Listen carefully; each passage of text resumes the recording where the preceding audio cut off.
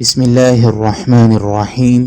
السلام علیکم۔ Islamic advise YouTube channel کے معزز خواتین و حضرات، خواب میں کبوتر دیکھنے کی تعبیر کیا ہے؟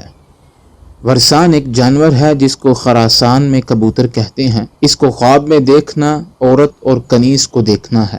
حضرت ابن سیرین رحمۃ اللہ علیہ نے فرمایا ہے کہ اگر کوئی خواب میں دیکھے کہ اس نے کبوتر پکڑا ہے یا اس کو کسی نے دیا ہے تو دلیل ہے کہ عورت کرے گا، اور اگر دیکھے کہ اس نے کبوتر خریدا ہے اور اس کے ہاتھ سے اڑا ہے تو دلیل ہے کہ عورت کو طلاق دے گا یا کنیز کو فروخت کرے گا۔